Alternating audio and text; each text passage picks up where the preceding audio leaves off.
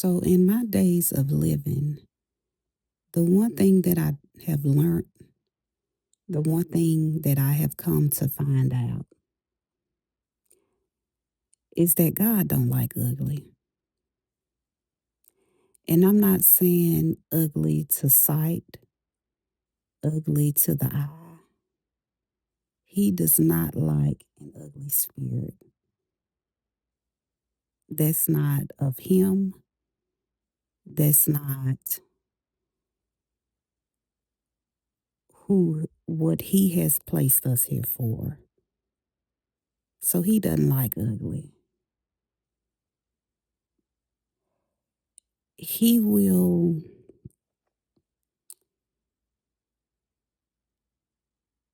he will test you, so to speak, or he will give you a taste of influence or a taste of power or perceived power. He will give you a taste of whatever it is that you may think that you want or what you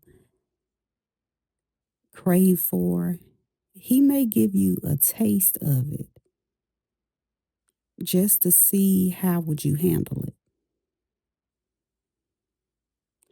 With that taste, if you are moving out of ego, then you will become greedy.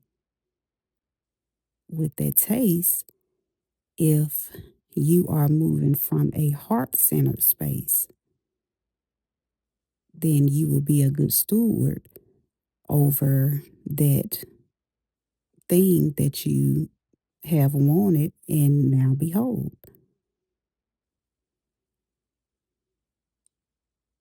But this is a test. This is only a test. Remember those public service announcements that will go across your TV, in the wee hours of the morning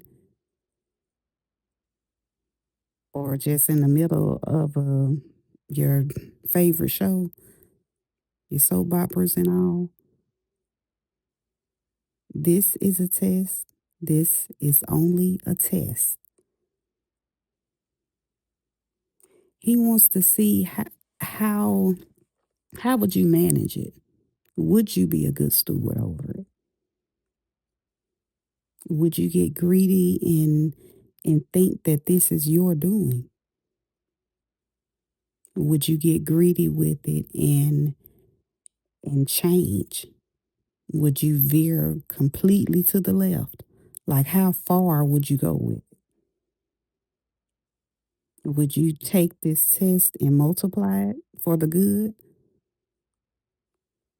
Would you pervert this test?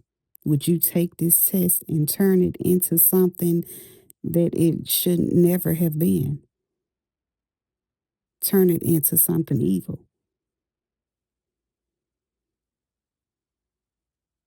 If you prove to be a good steward over it,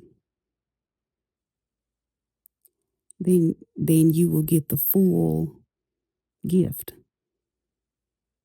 Whatever that thing is that you desired, that thing that he gave you a little sample, a taste test of, you will get the full thing. If you aren't, if you are not a good steward over it, that will get taken away.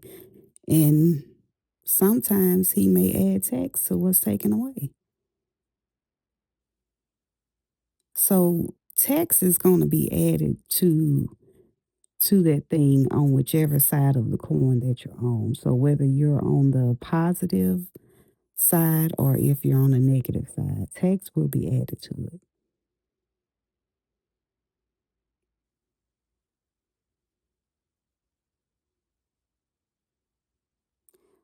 So what would you do if you had a sample of the thing that you desired the most? So let's just say that you desire to have $100 million.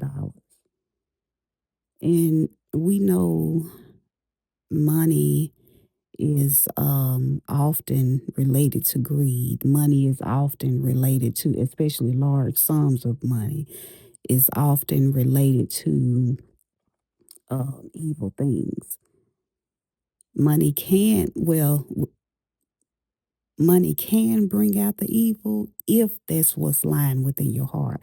So money will bring out of you whatever it is that is in you, whatever it is that you really wish, no matter what you show other people, no matter what face you're putting out, but money will bring out whatever it is, whomever it is that you truly want to be.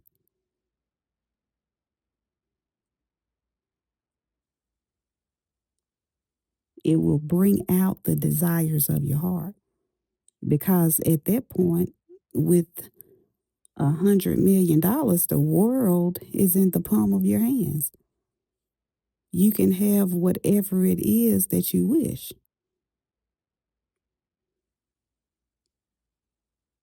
You can do whatever you can, like the world is in the palm of your hand at that point.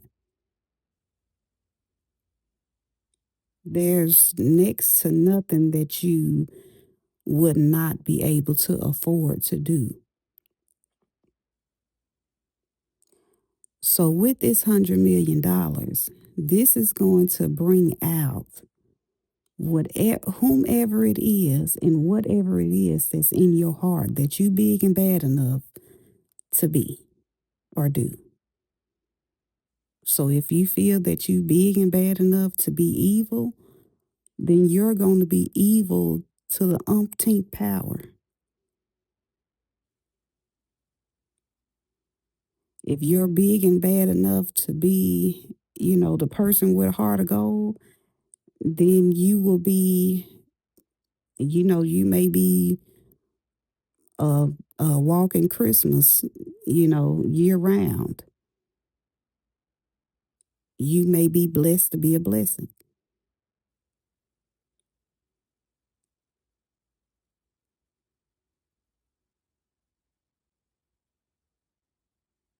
So, whatever it is in your heart, whatever it is that you really truly wish, that you desire to be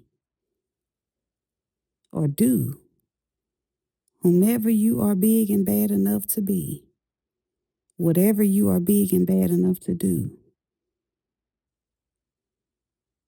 with $100 million, you can hide a lot of things.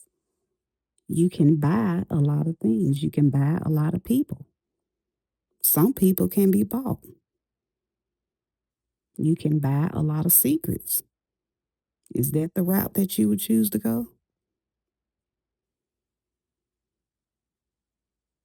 With $100 million, you can buy friends.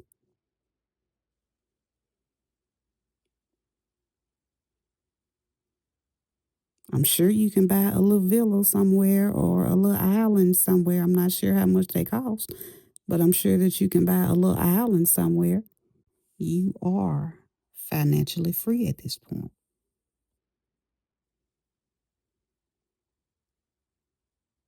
You can buy a life of freedom.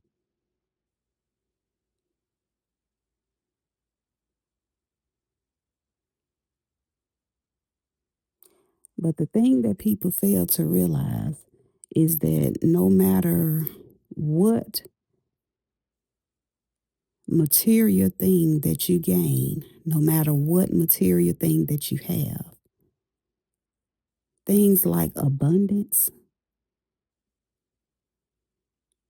that's something that you can't buy. That's something that you can't be given. That's something that you can't find on a shelf. That's something that you cannot um, go to church for. That's something that you cannot hang around the right person and obtain it via them. Things like abundance and joy and happiness and things of that nature, those are things of the heart. No matter how hard you work, no matter how many hours you work, no matter whom you work for, no matter how big the corporation,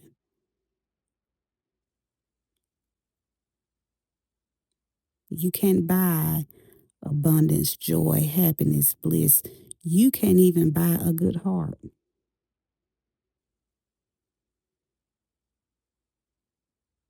You can't buy healing, at least not soul healing, not spiritual healing, not the true healing. Like, I'm not talking about healing that you get, from medicine. I'm not talking about healing that you may receive. You can get a level of healing from a prayer, but that's surface level. That's only surface level. There's levels to everything, literally everything. So when it comes to healing, there are levels to healing.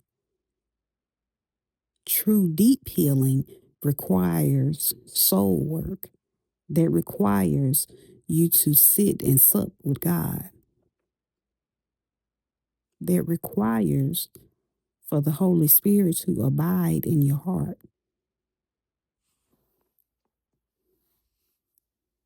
That's the only thing that will promote and nurture true soul healing, which is the only healing that is long lasting. You can choose to opt out of healing and veer to the left. You can choose to do that at any moment. And many people may because that's easy. Many people like to take the easy route.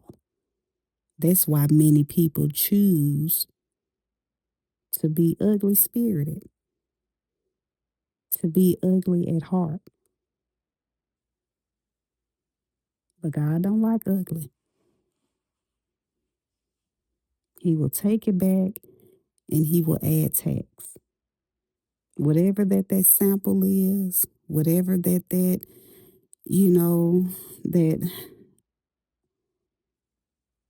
that quick glimpse of whatever your promise or whatever your dream, whatever that is, he may let you see it. Sometimes he may let you see it just so you can to give you to keep your faith strong so that you can continue with your walk, so that you continue on your journey with the end goal in mind. But sometimes he will let you see it. Sometimes he'll let you get a little small sliver of it just to see how will you handle it. Are you a good and faithful son?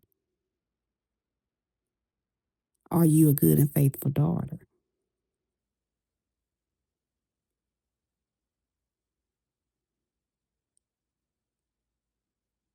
He ultimately knows. But with babies, you don't want to feed babies, you know, a whole chicken when they're 3 months old. So when you're only 3 months old in the spirit realm, when your spiritual maturity is at a 3 month old level, he can't give you that full blessing because that's too much for you to handle. You will hurt yourself at that point.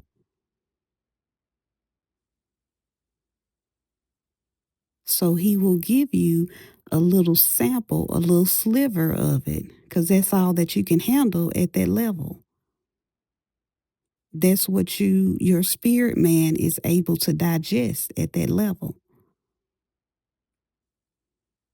But some people get greedy. You ever seen the little puppies where they want to eat their food and the other puppy's food as well because they're just that greedy. They can't wait. They're just greedy.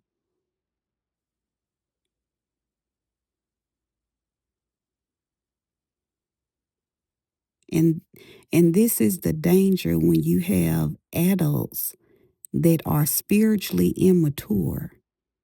When you're spiritually immature, you will also be emotionally immature.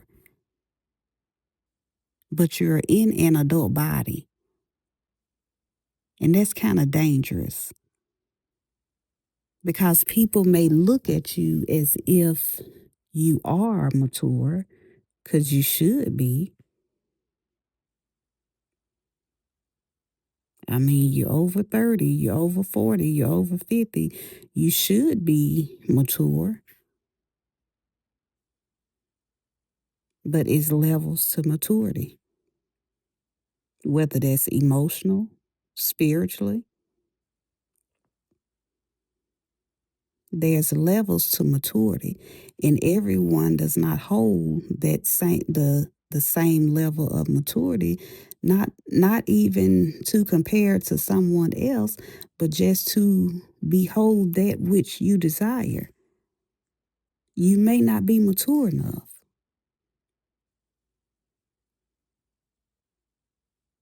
If you get that thing that you desire, have you been waiting?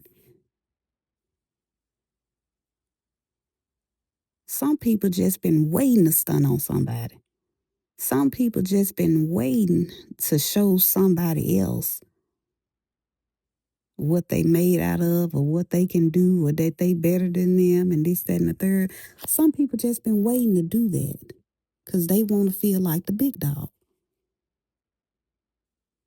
And what that lets me know is that you feel inferior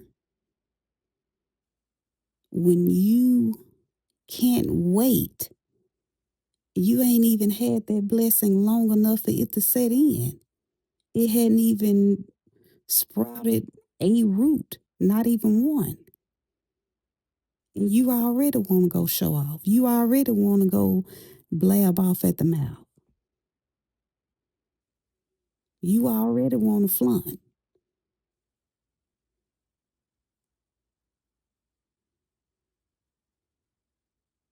That shows insecurity. That shows immaturity. That shows that you don't know how to act. Some people you can't take nowhere because they don't know how to act. They never had this level of a blessing, although, mind you, this is only a sliver. This is only a sample, a taste test, a taste test. That's what this is. And some people can't handle that. So, do you honestly think that the Lord will give a 3-month old spiritually mature person a full course meal? Absolutely not. Absolutely not. You know you immature. You may not want to admit it. You may not want to admit it to others. But you know deep down, you know you immature. And you probably feel like you already don't deserve it. Even this sliver, this sample, this taste test, even that, when you have a ugly spirit, a evil spirit, you may already feel like you don't deserve that little bit. So when I get it, I'm gonna take it and run. Like the saying that you can't give some people an inch because they'll take a mile. That's the spiritually immature. That's a lack mindset because you feel like you'll never get the chance again, that you'll never get it again. So let me take this and run with it. And if I run with it, then maybe I can flip it and then turn it into something bigger. But even if I can't turn it into something bigger, then I'm sure going to enjoy this now. But guess what will happen in those type of situations? When it's time for it to be taken away, I don't care how far you have ran, it's still going to be taken away. And now you're not even going to have the strength to run back. You was running that long way off of adrenaline.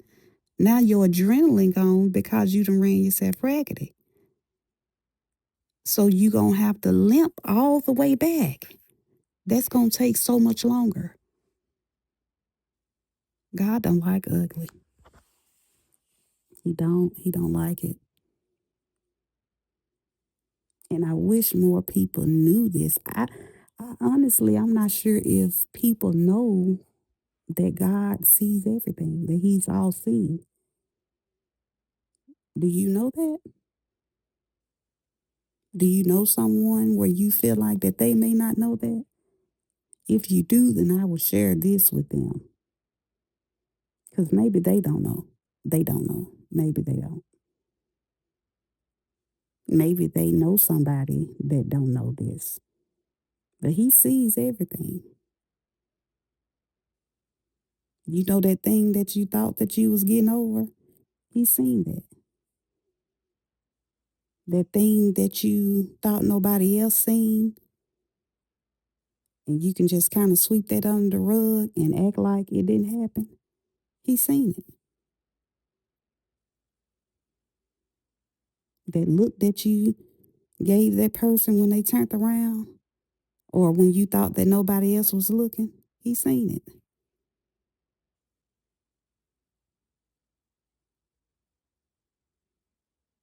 And you may look like you blessed. This is the other thing that people get confused. You may look like you blessed sometimes, even when you veer to the left, especially when you run off with the sample of the desires of your heart. You may look like you're blessed on the outside, but since you know that your heart is not in the right place, you know that your heart is not in the right place. You know it. You can act like, you can act kind of nonchalant, or you can act dumbfounded. You can act like, oh, well, I didn't know. You can act like that all day long, but you know.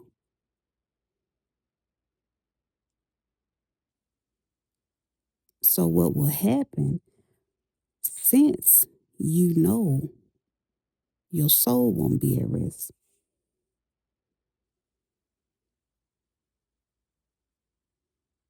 And here's why, because your soul really knows what's going to happen. Your soul is not at rest because your soul does not know exactly when the rug is going to be snatched from under your feet, but it knows that it's coming. And this is all like an unconscious thing. I mean, you're not consciously saying, okay, I know it's going to be taken away, but subconsciously, you know it's going to be taken away. Subconsciously, you know, because your soul knows. So your soul is kind of like your subconscious.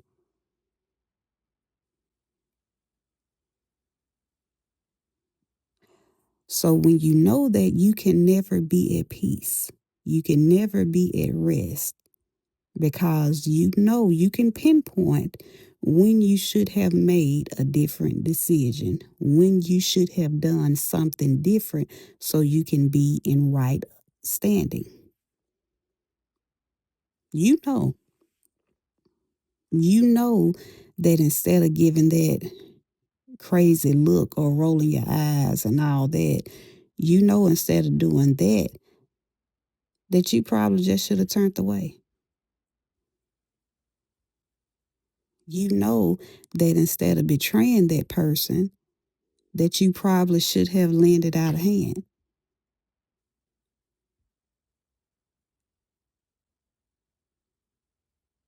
Have you paid attention to why you may not like some people that you don't like?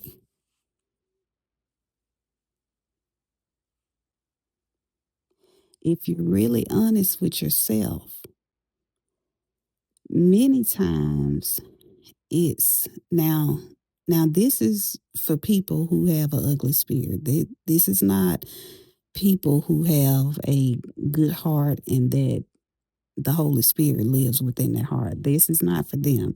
This is people with an ugly spirit.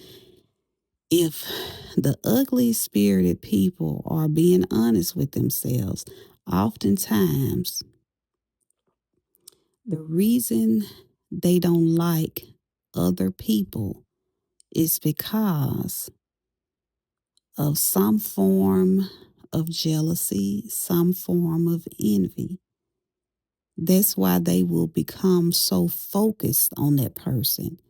And that's why the dislike is so strong. Otherwise, you wouldn't care enough to dislike that person. And it's not just, okay, well, I'm indifferent. If you're indifferent, then you still kind of don't care enough to not like them. You just indifferent. I just may not, they may not be my best friend, but it's not that I don't like them. We just don't know each other. That's when you're indifferent. When you can't stand somebody, when you make it your business to, pick on or gossip, because we still have adults that pick on other adults at their big grown age. But remember, these are the ones that are spiritually 3 months old. These are the ones that don't have their spiritual teeth yet, where they have to have parade blessings or parade food.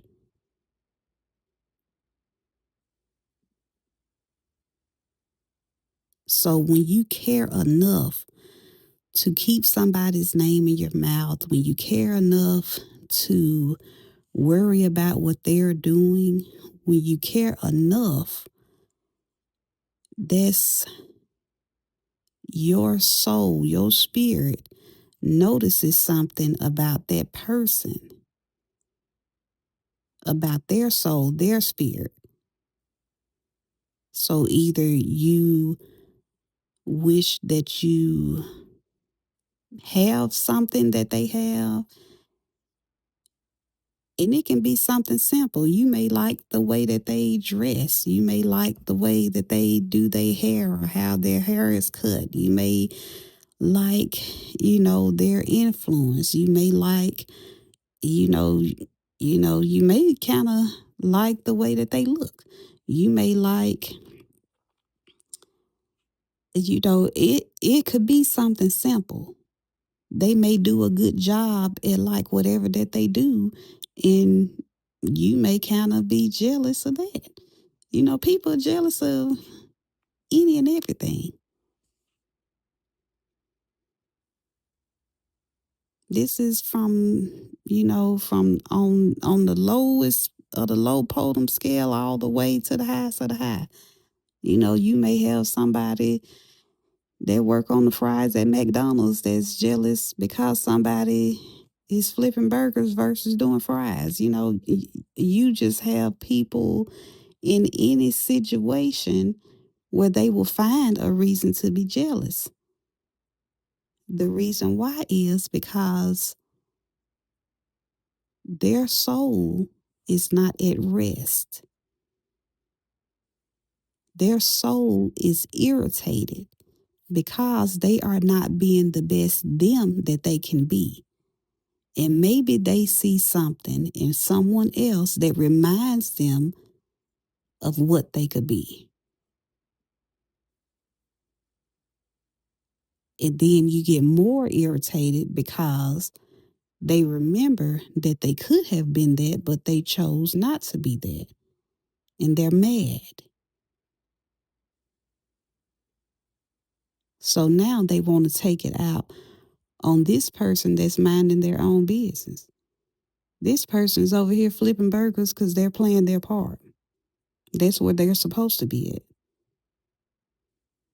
But you over here on the fries, worried about what they doing, trying to throw salt over there at them.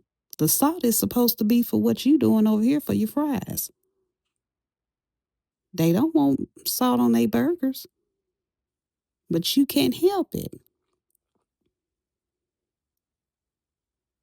because you would rather give them what you got so you can get what they got. But that's not how it works. God don't like ugly. He don't. I'm telling y'all, he don't.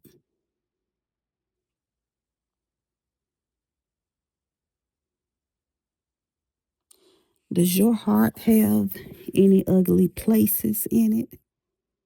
Does your heart have any hardened spots? Any spots that may have become corroded? Any spots that may be a little rusty?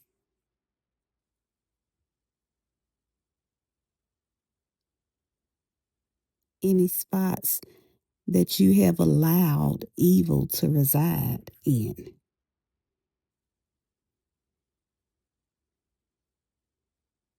God don't like ugly.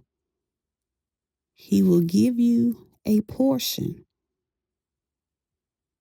He will give you a sample. He will give you a little small sliver. He will give you a taste test of whatever it is that your heart's desire.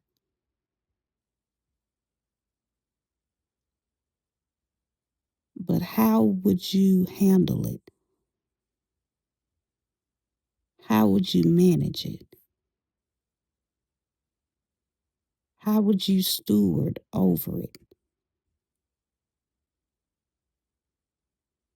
Even if you catch yourself even seeming like you want to veer off to the left, are you mature enough to catch it, to catch yourself and put yourself on the right path again? Are you mature enough to hold yourself accountable to yourself, first and foremost? Ultimately to God. Are you mature enough to do the right thing? Can you handle a full plate?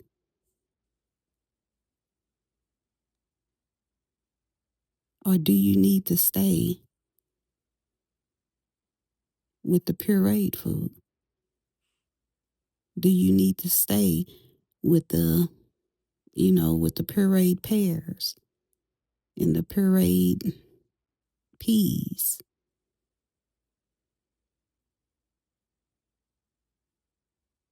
Do you have your spiritual teeth yet? Are you able to digest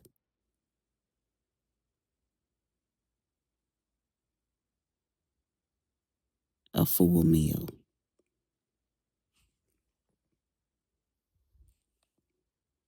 Are you spiritually mature? If you're not spiritually mature,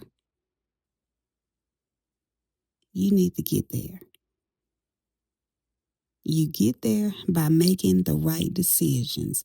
When you make ill decisions, then you end up with guilt and shame. Guilt and shame will keep you away from going after what your heart desires. On the physical realm, you can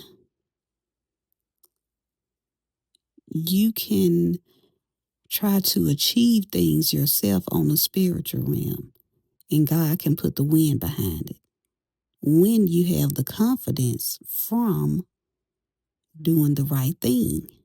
When you know that you are not in good standing because you have not done the right thing, then you will have guilt and shame. And even if he lays this small portion, this sliver, this sample, this taste test, if he lays it in your lap, you will fumble it. You will mess it up. You will throw it in the trash. You will pervert it because you're not spiritually mature enough to even know what to do with it. You're not spiritually enough to know how to properly handle it.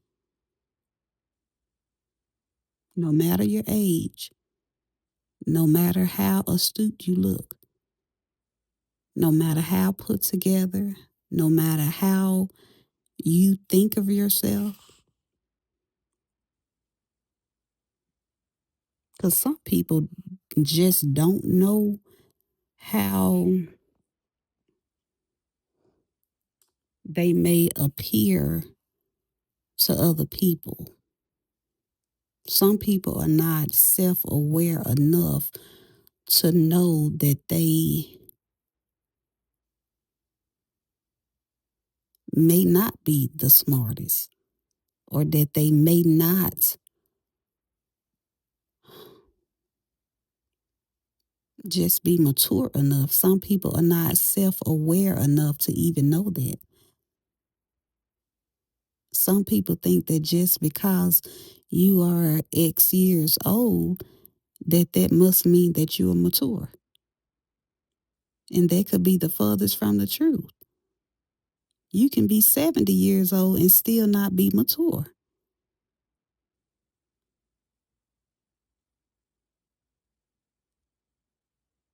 And again, there are levels to everything. There are levels to maturity. There are levels to understanding. There are levels to accountability.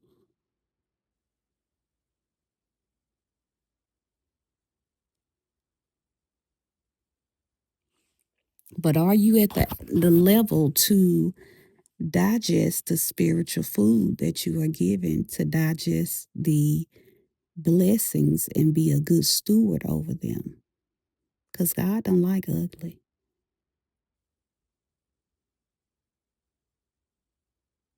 Are you ready to beautify your heart? Are you ready for your heart to be like a green pasture where flowers bloom, flourish, and grow? Are you ready for that?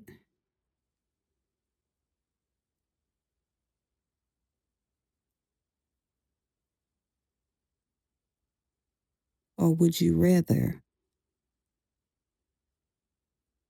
stay running away from your blessings? Would you rather wear yourself out? Because remember, this is a test. This is only a test. Now back to your regularly scheduled program.